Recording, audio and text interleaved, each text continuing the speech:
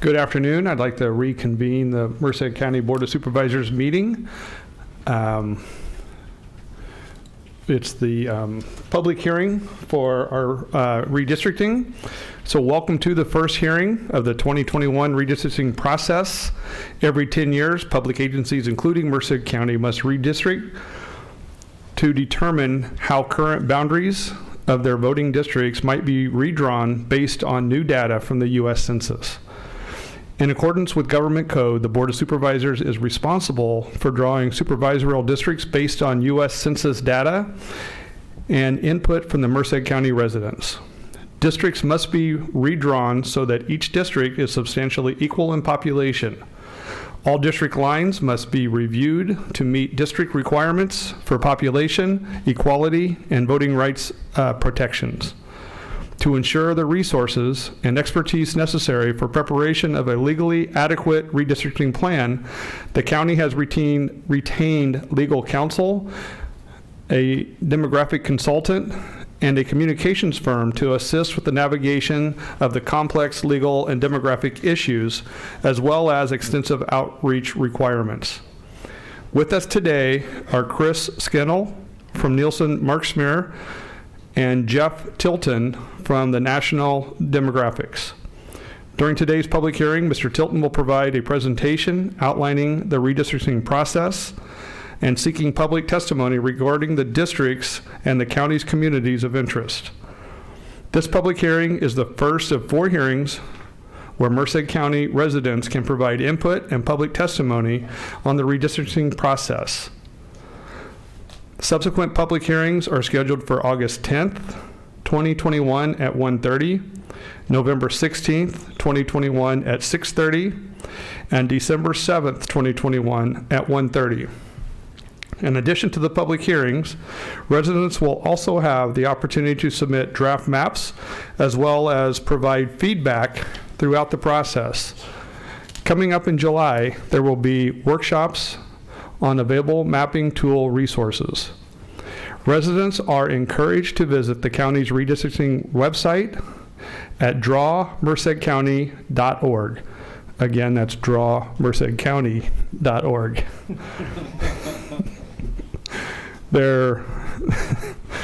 There you can sign up for updates on the county's redistricting efforts, learn about opportunities to get involved, as well as assess a number of educational resources and online mapping tool.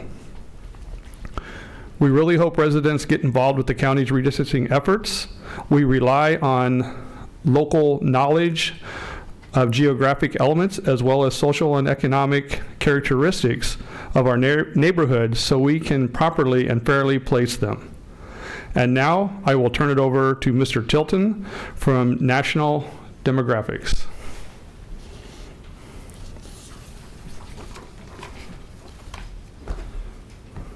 Welcome. Hey, thank you. Good afternoon. In fact, you did such a great introduction. I think we're finished. Any questions?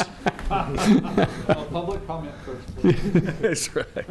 Thanks. So, yeah, that was a great introduction, and it's good to be here in Merced County. As a past life as a retired educator, I was actually employed in Merced County for a couple of years, and through a unique school district Merced County partnership. And some of you might know of that partnership about 20 years ago. So yes, so part of the process of today is the first hearing that we will facilitate.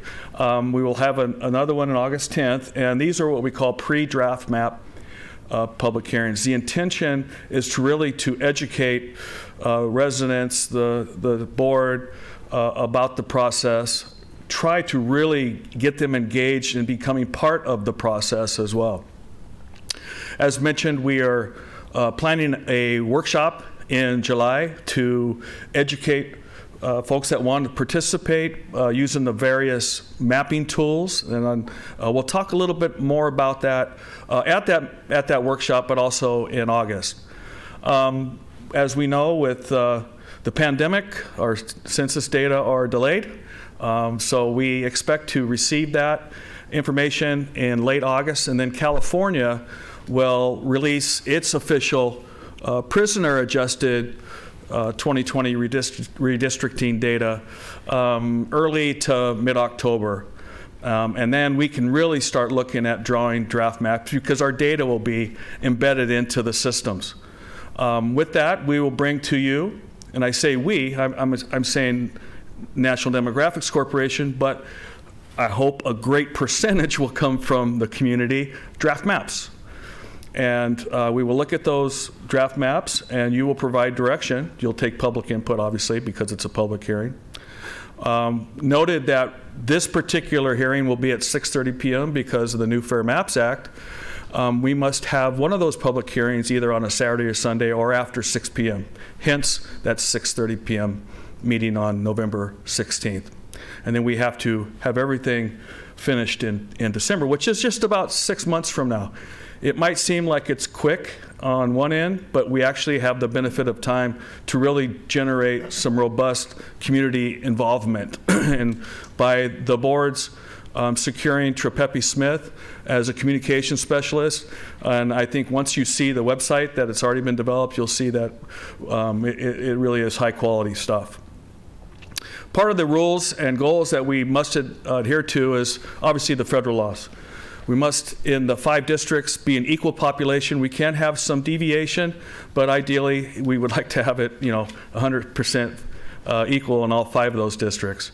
We must follow the Federal Voting Rights Act, and we can have no racial gerrymandering. And then with the Fair Maps Act, for California, in priority, we must follow these 5 particular steps. The maps must be geographically contiguous. The neighborhoods must be undivided and with communities of interest, and we'll talk a little bit more about that. We need to look at the cities and the census designated places. And are there easily identifiable boundaries that will help residents in determining where those boundaries are for the various districts? And they must be compact. And I'll talk a little bit about what's prohibited in a few minutes. Once we go through all of those, then we can look at some of the other traditional redistricting principles and that are listed there. But we must, in that middle column with the Fair Maps Act, we must follow the steps here when we're looking at maps for consideration. A big part of the process is rather that we really want to get community involvement, and we want the community to help everybody in this process define what is your neighborhood and what are some of the geographical boundaries. Things like waterways, freeways, canals, rural areas, urban areas, those types of things. We can, along with the public testimony, we can look at planning records, the general plan, et cetera. Those are all documents that could help us inform in drawing draft maps. And again, when I say us, I'm talking about the community in general. And then looking at communities of interest, areas where there are shared issues or characteristics, things like socioeconomic, home ownership versus renter, education. Those are types of things that would help define communities of interest. And so we really need the community to tell us, and I talk about, again, all of us, what is their community. And then we want to look at would this community benefit from being included within a single district for the purposes of its effective and fair representation, or would it benefit from having multiple representatives or multiple, in this case, supervisors? There is a definition of communities of interest, and it is a population that shares common social or economic interests that should be included within a single district for purposes of its effective and fair representation. The key here is communities of interest do not include relationships with political parties, incumbents, or political candidates. So it's something that we really, really need to pay attention to. I showed you some possible neighborhoods and characteristics, and this particular is the county's general plan land use diagram that is just an example of some document that we could use to help inform a community of interest in our neighborhoods, et cetera.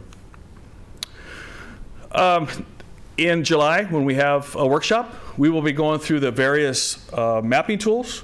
We have a tool that we use that once draft maps are submitted, we import those into our website, and folks can actually see the various maps with various layers, as we call it, a review draft map tool. We also have anything from paper, where if someone wants to draw on a napkin and they want to take a picture and send it to us, we'll use that. We have a couple of paper options as well. We will have a map of the county with census blocks, and folks can, with the populations in each of those census blocks, so they can draw the census blocks or color code them or whatever and try to get the equal population piece. If folks are proficient in Microsoft Excel, they can use that particular tool, and the census blocks are designated with a single number. And they just attach that number to a district that they want that census block to go into. And then there's also a computerized draw a map tool that it's done online, and then they submit that to NDC, and we put those together and we provide those as draft maps. We love to have authors of those maps, because in case we have questions for follow-up with the map author that we want to represent and honor their work. And like I said, we'll even take a napkin with a photograph or whatever. It'll work. So we're looking at a mapping workshop sometime in likely mid-July, and we will go over and talk about all those. But the other part of the workshop is Trepepe Smith will be facilitating the workshop, and the co-founder of, I'm going to steal some of his language here, the co-founder says it's going to be like a Phil Donahue show. He's going to go around and ask people what's their community, put them in small table groups and try to get them engaged to help define what are the communities of interest in the county, so that'll help inform everybody who wants to draw draft maps.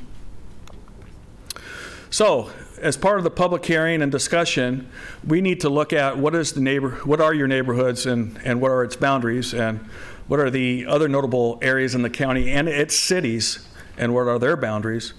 And I know it's still premature to talk about the mapping tools, but happy to answer any of those questions. When we come back again for the second public hearing, we're really going to need to identify those neighborhoods and communities of interest in some sort of a formal action going forward. And Councilor Scannell could address that if you have any questions with respect to what does that look like. And I hope I'm not speaking for him, but we can help you with that. I just want to give you a heads up on that so you're not caught by surprise, okay? Mercedcounty.org is the website. It's a great website. And there's a phone number and also an email that folks can submit. There's also a great form that they can fill out and submit that form. Makes it really easy to get folks involved. We just need to get folks involved. So that concludes the presentation. Happy to answer any questions you might have. And it's great seeing everyone. Thank you. Thank you. Let's see, are there any questions or comments or discussion from the board here at the dais before we move on?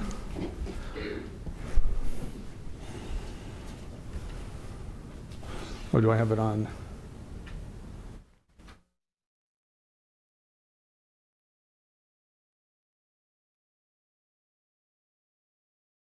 The chair recognizes Supervisor Pereira.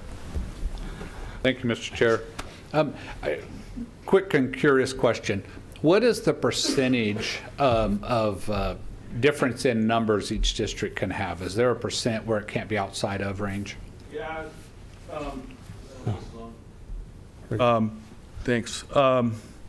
And Councilor Scannell could give you more of a legal response. We try to, at NDC, try to stay under 10%. We actually try to make it as close to zero as possible, but sometimes it doesn't work that way. But and again, he can respond to it in a legal piece if there. Okay. Yeah, that's our practitioner piece, though. Do you need a legal description of it? Well, somebody might want to know. Yeah. I think the inquiring minds want to know.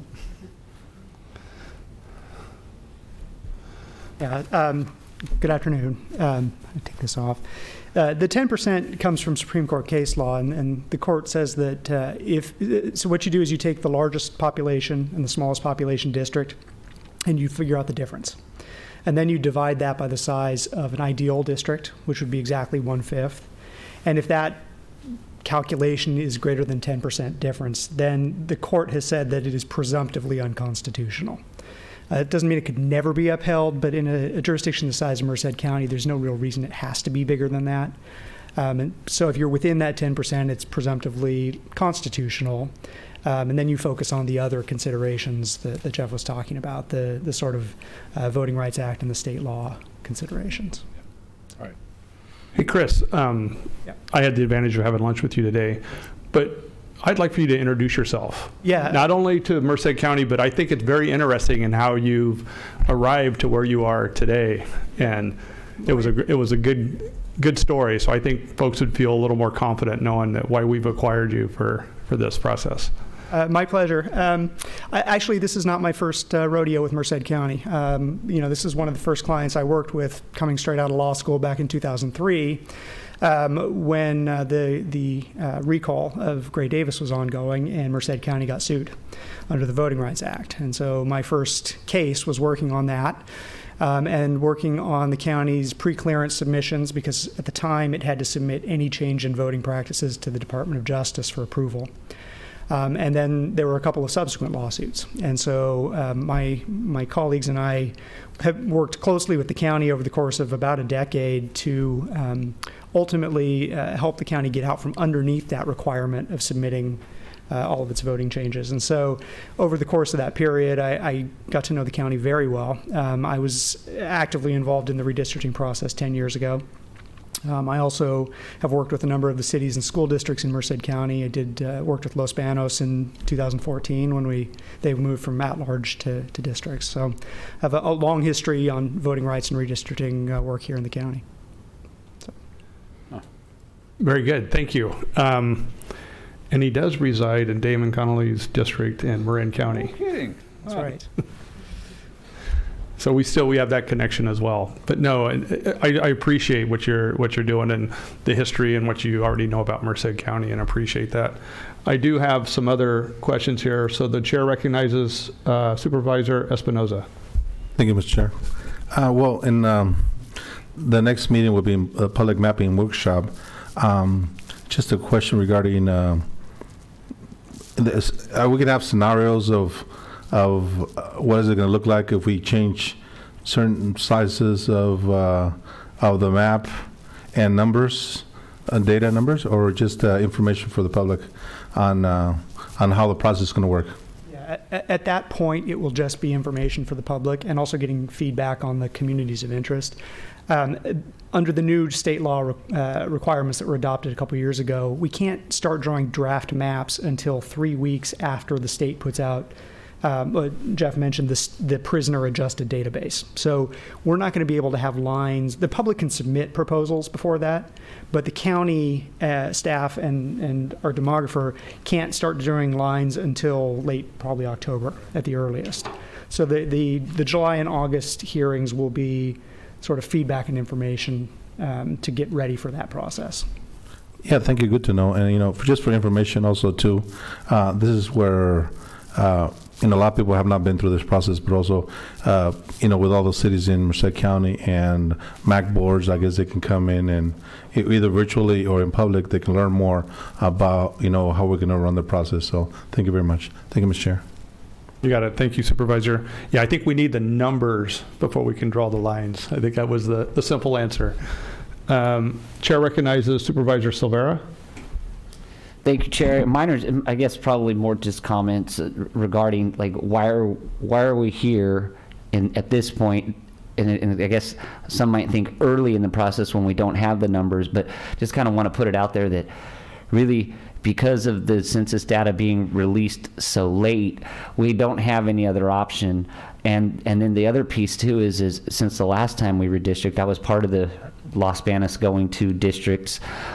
We chose to vote it in before we got sued and told we had to put it in.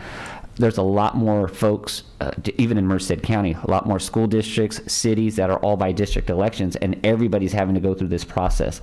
And so I think it's really very wise on our part to really kind of have some of these public workshops ahead of time, these public hearings, kind of get people educated on what the process is, because once we do get the numbers, the turnaround time you saw in the presentation is in December. I don't remember the exact date, but in December when we have to have maps adopted by.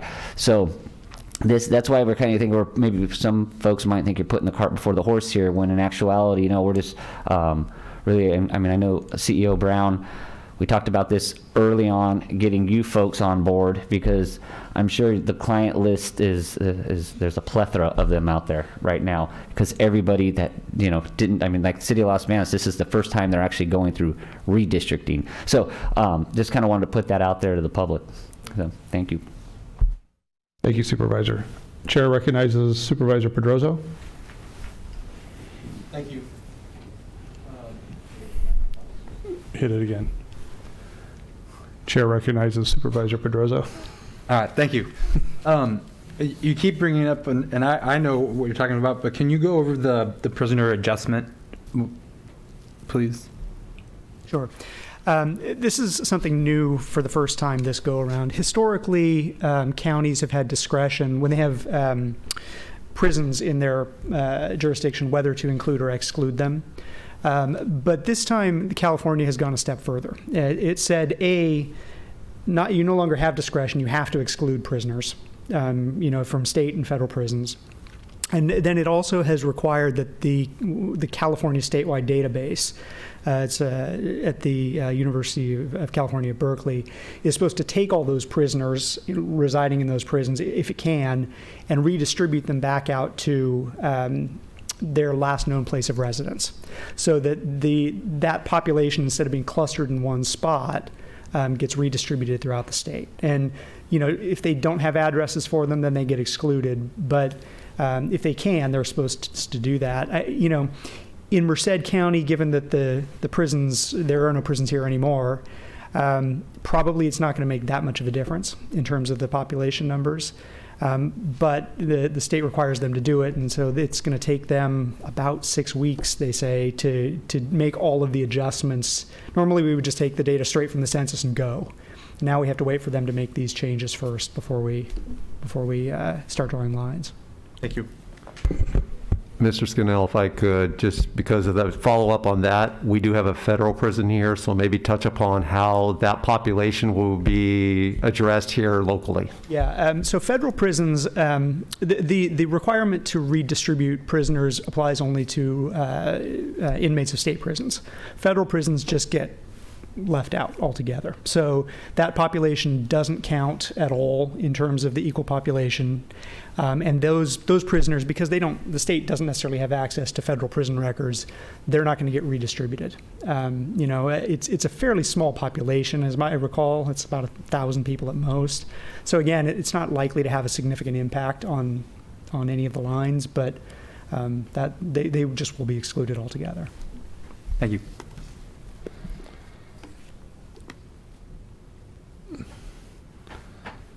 Chair recognizes Supervisor Silvera. Thank you. And maybe you don't know the answer to this question, but it seems to me like the state's going to take 3 or 4 weeks to turn those numbers around. It seems to me like if they have a database, and it's all computerized now, that it should be a lot quicker than that. Any thoughts? I agree. But there are 2 steps that are going to require the 6 weeks supposedly. Part of the issue is that the Census Bureau is going to be releasing the data in a much less user-friendly format than usual. They normally release what's known as PL 94-171 data in a very specific format. And that's not going to come out until the end of September. But they've made an agreement to release sort of the raw version of those data in mid-August. And so this part of the 6 weeks is going to be the state taking it and processing it in a way that's functional and useful for people.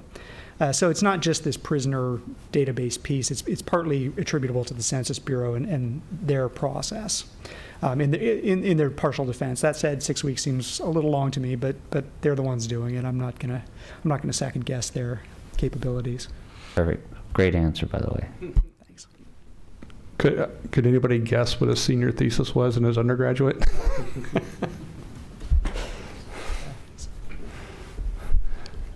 I don't see any other questions. So at this time, we'll go ahead and open it up for public comment. So I don't leave anything out. Let me find my...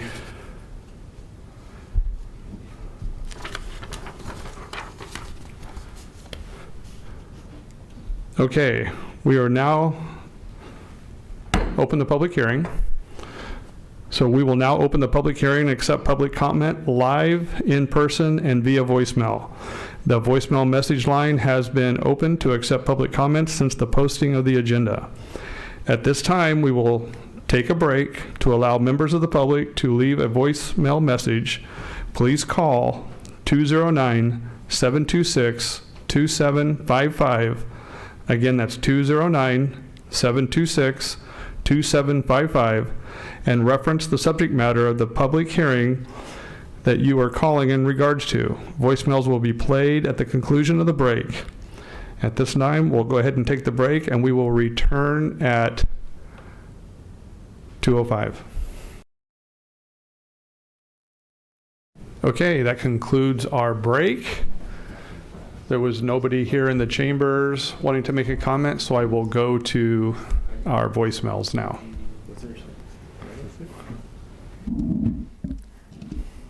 The following message is the remainder of a message from Patricia Ramos, which was played earlier. The last half of the message pertains to this public hearing.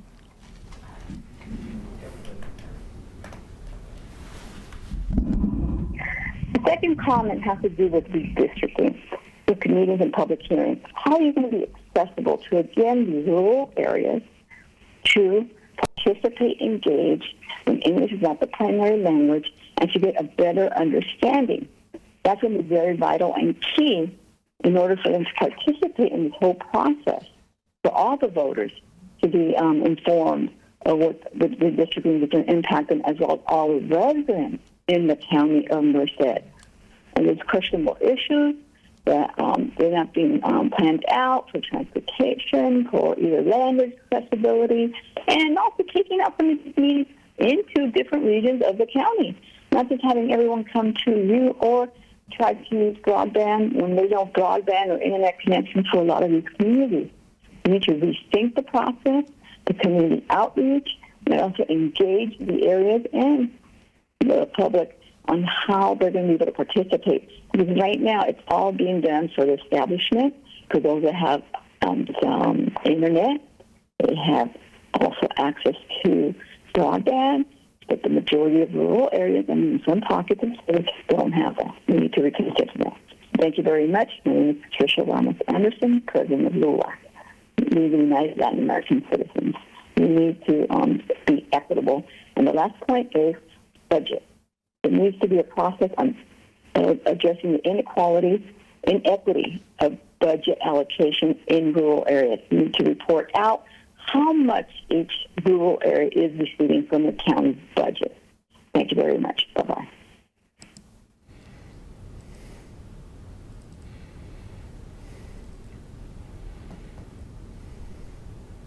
And hi, my name is Cal Chang, and I'm in the Civil Engagement Civil Coordinator for the Central Valley United for Power. We're a coalition that consists of 8 organizations throughout the Central Valley.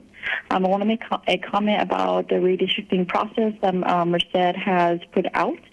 We all know that redistricting is an important process that only occurs every 10 years. County leadership wants and encourages residents to be active in this process as much as possible. The fact that Merced County Board of Supervisors has scheduled 3 out of 4 redistricting public hearing at 1:30 makes it impossible for many residents to be engaged in this hearing. I would want to and also encourage the board members to please schedule all future public hearings at a time that more residents can attend, and preferably in the evening. Thank you. Hi, my name is Caltrain.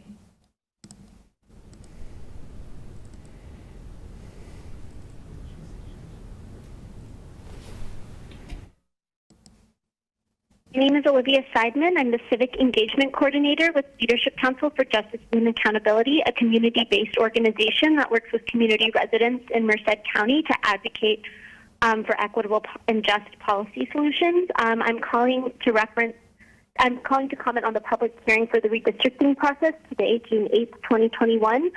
The first point I want to uplift is that while it is mandatory that at least one meeting be on an evening or a weekend, I do not believe that that is sufficient to accommodate the schedules of many working folks, and I encourage the rescheduling some of the 1:30 p.m. meetings, which, as they are in the middle of the day, are very inconvenient for folks who cannot afford to miss work. Do not properly reach some of the communities who have been historically excluded from the redistricting process.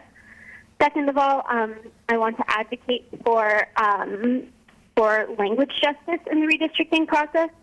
Outreach should be conducted in languages such as Spanish, Hmong, and Punjabi to make sure that folks from those communities have an opportunity to participate.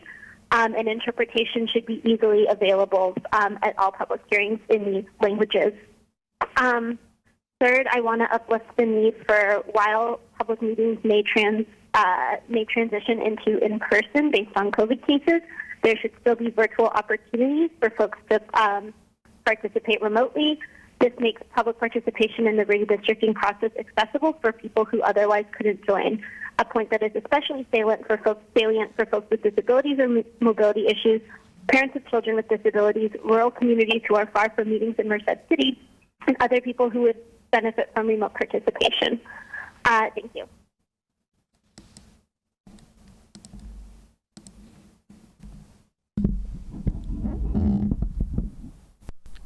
This concludes public comment. Okay, thank you very much. I'll look around the room. Is there anybody here that would like to say anything? Seeing not, I will close the public hearing. We'll bring it back here to the dais.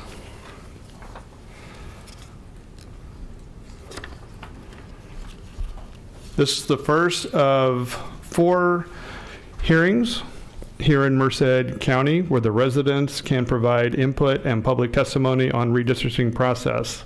In addition to attending and speaking at the public hearings, we encourage residents to visit the county's redistricting website at drawmercedcounty.org. Are there any further questions or comments from the board?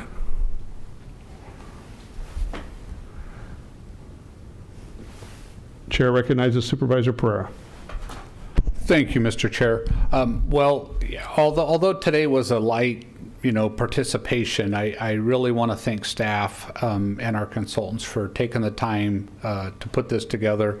And it'll be available online. Hopefully, we can create it as its own link, separate from the Board of Supervisors meeting, so people can share it. And I think this is the first step in getting the word out, and hopefully others that choose to participate in the future will realize this was first step and it's time for them to get involved. So thank you.